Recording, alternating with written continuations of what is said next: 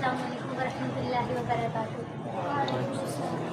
अच्छा, जैसा कि आप सब लोगों को मालूम है कि सैटरडे को यहाँ पे एक सेशन रखा जाता है, दुआ रखी जाती है और रोज़ सीखने को एक नई बात आपको मिलती है और उम्मीद है कि उसको आप लाइफ में मतलब अप्लाई करने की भी कोशिश करते होंगे।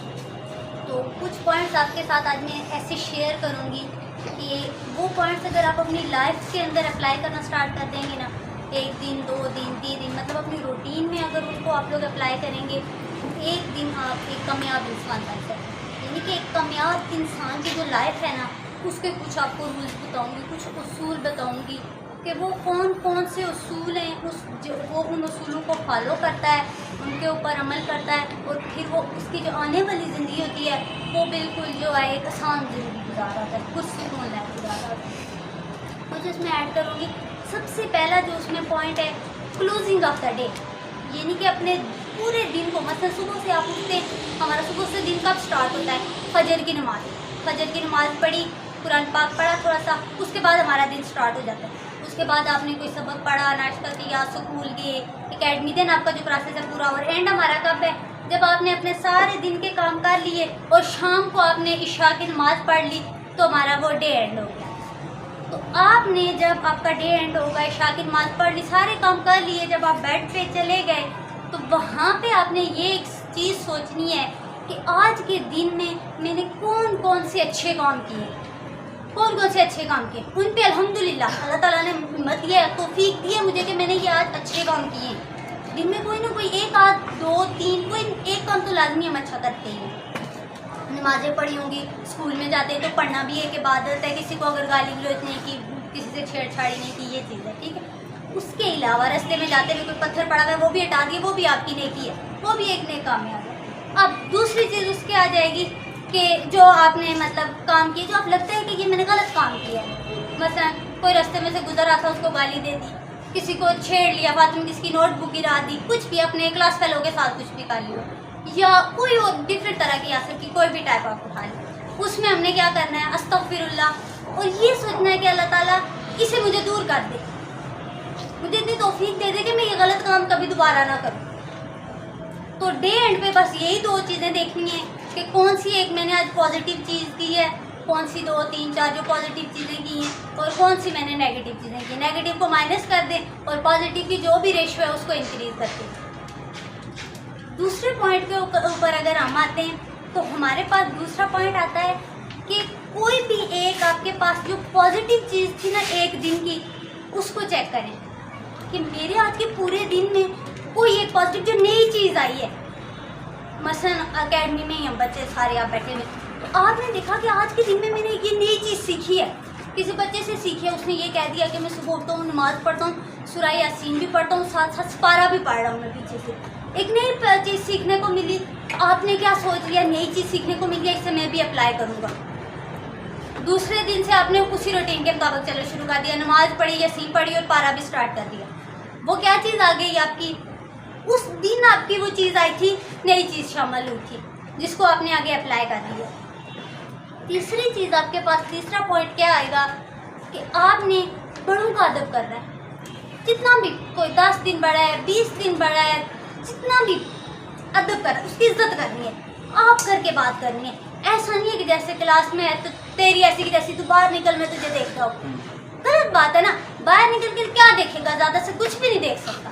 कहते हैं ना आप लोग अक्सर, बाहर निकल के क्या देखने, कुछ भी नहीं करते ना, कुछ भी नहीं कर सकते हम लोग, लेकिन फिर भी कहते हैं। तो इसका क्या मतलब हुआ, कहने का क्या मतलब हुआ कि हम अगर कहते भी हैं कि भाई तूने ऐसा, तूने ये कुछ कर दिया, तो वो भी आगे से कहेगा तू कौन होता है मुझे कहने वाला, वो भी तू करके ही कहेगा। अगर आप उसको इज्जत से कहेंगे कि भाई आपने ऐसे किया तो आप नेक्स्ट ना करें, तो वो भी आगे से कह देगा ठीक है भाई गलती हो गया, मैं आइंदा नहीं करूँगा। पॉजिटिवली बात क्लोज हो जाएगी, मसला भी हल हो जाएगा। लेकिन जिस तरह से आप उससे बात करेंगे वो उसी तरह से करेगा। जितनी आप दूसरे को इज्जत देंगे तो वो उतनी ही आपको वापस क्या करेगा, इज्जत देगा। तीसरा पॉइंट हो गया। चौथा पॉइंट आपके पास आ जाएगा कि अल्लाह ताला का खौफ खुदा, यानी कि अल्लाह ताला का खौफ किस तरह से रखना है अपने दिल में।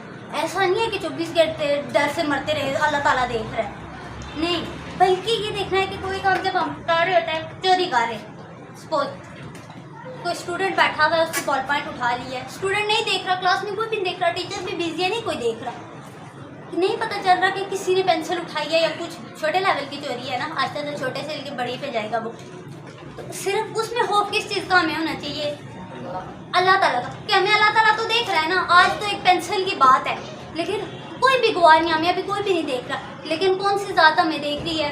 अल्लाह ताला की ज़ात देख रही है। उसी तरह अगर हम पढ़ते हैं, पढ़ने में अपनी डिसऑनेस्टी कर रहे हैं, मसलन कोई चीटिंग करके लिख रहा है, मुझे नहीं पता चलता, मतलब बहुत सारे स्टूडेंट है, हम लाइक में बिजी हूँ किसी लेक्चर में, तो मुझे नहीं पता चल रहा, मैं उसे गुड भी दे देती हूँ, अच्छे नंबर भी उसके आगे मैंने चेक कर लिया, लेकिन जब बाद में मुझे भी नहीं पता चलता कि ऐसा हुआ है या नहीं हुआ। उसे देख कौन रहा है? अल्लाह ताला की ज़ात देख रही है। उससे अल्लाह ताला का खौफ होना चाहिए दिल में, उससे ये खौफ नहीं होना चाहिए कि टेस्ट गलत हुआ तो मैडम मारेगी, ये तो कोई खौफ नहीं है ना। गलत हुआ तो क्या हो गया, सीखने के लिए आएंगे, गलती करेंगे तो हम आगे जाएंगे सीख के। तो गलत हो गया तो कोई ज़्यादा कोई बड़ी सज़ा, कभी किसी को हमने यहाँ पे जान से मारा नहीं है या कोई सख्त सज़ा दी हो, हमने नहीं देते। तो क्या है, गलती कर ली है तो दोबारा टेस्ट देंगे, अगेन टेस्ट होगा, नंबर लगेंगे, इट्स ओके, जो चीज़ थी वो क्लियर होगी। बजाय इसके कि आप नकल करें और नकल करके तो दे दें, आपके दिल में खौफ है ही नहीं कि चलो टीचर का तो खौफ है नहीं, वो देख ही नहीं रहा, लेकिन आपने ये चीज़ देखनी है कि अल्लाह ताला की ज़ात आपको देख रही है। अल्लाह ताला का खौफ दिल में रखना है कि मैं जो काम कर रहा हूँ कोई बंदा देख रहा है या नहीं देख रहा, वो एक अल्लाह ताला की ज़ात देख रही है, मुझे उसके आगे जवाब देना पड़ेगा। रास्ते में जाते हुए कोई पब्लिक प्लेस ही आती है आपके पास, तो पब्लिक प्लेस में भी कुछ चीज़ें डस्टबिन पड़ी हुई भी है, तो फिर भी हम खा के रैपर्स वगैरह वहाँ पे फेंक देते हैं। उसमें अगर माली है या कोई भी जो है सिक्योरिटी गार्ड, वो हमें नहीं भी देख रहा, लेकिन उसमें भी हमें कौन देख रहा होता है? अल्लाह ताला के साथ देख रहे थे। तो ये जो खौफ खुदा है, ये है कि जो भी आपके माशरे के साथ इंटरेक्शन है, जिसको हमने कोलेक्टिवली लेके चल रहा है। अब एक एकेडमी है ना, तो इसको एक बंदा साफ नहीं कर सकता, एक बंदा नहीं साफ कर सकता, या एक बंदा नहीं पढ़ा सकता, एक बंदा इसको लेके नहीं चल सकता। एक ही स्टूडेंट हो मेरे पास 9th क्लास का और 5-6 हम टीचर्स हों, चल सकती है। हमने कोलेक्टिवली लेके चलना है और सोचना भी कोलेक्टिवली है और पॉजिटिव सोचना है, ताकि हमारी जो सोच पॉजिटिव होगी, कोलेक्टिवली होगी, तो फिर हम क्या कर लेंगे, एक हमें एक अचीवमेंट मिल जाएगी, जो हमारा मकसद होगा, जो हमारा टारगेट होगा, हम उसे अचीव कर लेंगे। नेक्स्ट आपके पास एक पॉइंट आ जाएगा मेहनत का। कहीं ना कहीं वो भी एग्जिस्ट कर रहा है और काफ़ी परसेंटेज में कर रहा है, 50 में कर रहा है। अगर आपने कोई टारगेट बनाया भी है, लेकिन आप बना लेते हैं, सारी स्टोरी कर लेते हैं कि सुबह से मैंने ये काम करना है, शाम तक ये काम करना है, लेकिन उसमें कहीं मेहनत एग्जिस्ट नहीं कर रही, मेहनत है ही नहीं, आपको कोई पता ही नहीं है कि मैंने यहाँ से यहाँ तक इतनी स्ट्रगल करनी है, किस तरह टाइम मैनेज करना है, मैंने टाइम को ज़ाया नहीं करना है।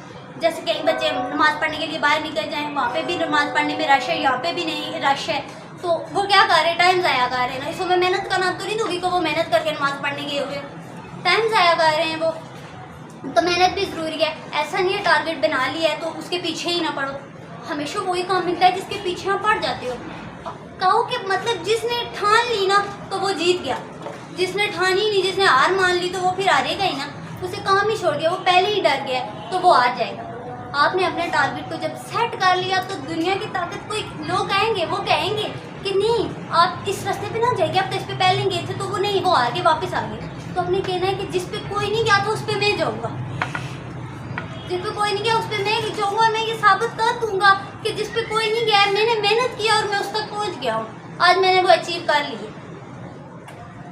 उसके बाद आपके पास एक लास्ट में पॉइंट में आपसे डिस्कस जो करना चाह रही थी, वो ये है कि आसानियाँ पैदा करें दूसरों के लिए। दूसरों के लिए आसानियाँ हम कैसे पैदा कर सकते हैं? यहाँ के भी अगर एग्जांपल लूँ तो बहुत सारे बच्चे आपने देखा होगा, अपना भी पढ़ रहे होंगे, साथ वालों को भी बता रहे होंगे, बाहर भी देख रहे होंगे, अंदर भी देख रहे होंगे, सारी चीज़ों का सेटअप कर रहे होंगे, एक आसानी पैदा कर रहे, और अल्लाह ताला उनको भी आसानियाँ दे रहा है वापस। क्यों दे रहा है? क्या पता उनके पेपर में कोई ऐसा क्वेश्चन आए कि उनको कंसेप्ट आ रहा हो और वो सारा कंसेप्ट लिखे, उनके अच्छे मार्क्स आ जाए। ऐसा ही होगा बाहर भी, आप किसी के लिए जो आसानी पैदा करेंगे, शायद थर्ड पर्सन आप आगे जाएंगे तो थर्ड आपके लिए आसानी पैदा कर देगा। तो जब आप दूसरों के लिए आसानियाँ पैदा करेंगे तो डेफिनेटली आपके लिए आसानियाँ पैदा होंगी। ठीक है, इन पॉइंट्स में से अपनी लाइफ के अंदर इनको अप्लाई करना, ज़रूरी नहीं है मैं कहूँ कल ही सारे पॉइंट्स को अप्लाई कर लें। अगर इनमें से एक भी अप्लाई हो गया एक दिन के लिए, 2 दिन फिर रूटीन बनती जाएगी आपकी, और एक दिन आप कहेंगे, बाहर से कहेंगे कि मैंने ये पॉइंट वहाँ से सीखा था और सीख के मैंने इसे अपनी लाइफ में जब अप्लाई किया और मुझे इसके ये फ़ायदे हुए, फिर आप अगले लोगों को भी बताएंगे। और लोगों को बताने का ये तरीका ना हो कि किसी को जब आप बता रहे हो ना, अगर कोई किसी को कंप्लेन कर रहे हो ना, उसको पॉजिटिव वे में करें और अपनी कंप्लेन को पॉजिटिव वे में लें। ऐसा नहीं है कि मेरा कोई स्टूडेंट कह देता है सपोज सर को कि नहीं सर मैडम जो है ना अच्छा नहीं पढ़ा रही, मैडम का स्टाइल अच्छा नहीं है, या मैडम टेस्ट मुझे, या मैडम मुझे डांटती हैं, समटाइम ऐसा है मैडम बहुत गुस्सा करती हैं। इसका ये मतलब नहीं है कि मेरी जो हामी थी, मेरी जो कंप्लेन थी, मैं उसको नेगेटिव ले जाऊँ, मैं उसको दूसरे दिन आगे कहूँ ऐसी की तैसी तूने मेरी शिकायत लगाई है, मैं तो अब टेस्ट ही नहीं लेती, पढ़ाती ही नहीं, तू जाके किसी और से पढ़। इसका मतलब मैं अपनी कंप्लेन में नेगेटिव बजाय कि मैं अपनी इस्लाह करूँ, मैंने क्या कर दिया है, नेगेटिव उसको ले लिया। अब अगर मैं उससे क्या करूँगी, अपनी कंप्लेन को पॉजिटिव लूँगी, तो मैं क्या करूँगी, मैं उस बच्चे को उठाऊँगी, तो मैं उसको कहूँगी जहाँ पे जो मसला है मुझे बताए तो हम मिल के हल कर लेते हैं। बच्चा भी सेटिस्फाई, मैं भी सेटिस्फाई और आपकी ज़ात भी, जिसके लिए अब काम कर रहे हैं वो भी खुश हो जाएगा। तो अगर आपको कोई बंदा कह रहा है ना, पहले मैंने बता दिया कि कहने का तरीका तू में नहीं होना चाहिए कि तूने ये कुछ किया, उसको इज्जत के साथ बता रहे हैं ताकि वो समझ भी जाए। मकसद हमारा इस्लाह करना होता है, किसी को दलील तो नहीं कर रहे ना, हम उसकी इस्लाह कर रहे हैं। उसको जब आप बता रहे हो तो उसको आप बताएं, और जो कोई बता रहा है आपको कंप्लेन कर रहा है तो आप उसको हमेशा पॉजिटिव लें, कभी भी उसको नेगेटिव ना ले। नेगेटिव कोई आता भी है ख्याल तो कहें नहीं ये मेरे भले के लिए कह रहा है, ये मेरी ज़ात के लिए कह रहा है, तो मुझे इसको संभालना चाहिए। यहाँ पे के काफ़ी बच्चे होते हैं जिनको सीनियर्स बता रहे होते हैं कि आपके यहाँ से ये मिस्टेक है तो ना करें। इसका ये मतलब नहीं है वो उसको कहे कि आप कौन होते हो मुझे ये कुछ कहने वाले, तो ऐसा हो गया तो वैसा हो गया, बल्कि सोचें कि इसने ये बात मुझे ही क्यों कही है, मेरे साथ बैठे हुए को क्यों नहीं कही है। इसका मतलब है मुझ में कमी है तो उसने मुझे ही कहा है, उसने दूसरे को नहीं कहा, उसमें वो कमी नहीं थी। तो अपनी उस कमी को क्या करें, ख़त्म करें, ताकि दूसरे दिन वो कहे ही ना, वो आपको कहे कि आपकी ये कमी ख़त्म होगी, दूसरे के भी साथ करवाओ। तो ये कुछ थोड़े से पॉइंट्स आपको बताने थे इस तरह से, उम्मीद है समझ आई होगी। इनको अप्लाई करें, ज़रूरी नहीं है कि एकदम से ही अप्लाई होंगे सारे और एकदम से ही आप लोग उस ट्रैक के ऊपर चढ़ जाओगे। किसी भी ट्रैक को फॉलो करने के लिए स्टेप बाय स्टेप चलना पड़ता है। आहिस्ता आहिस्ता अगर आप अप्लाई करेंगे तो इंशाल्लाह आपकी जो लाइफ है, आने वाली लाइफ है, वो बहुत ईजी हो जाएगी। अल्लाह ताला आसानियाँ पैदा करें सबके लिए। और हमारे लिए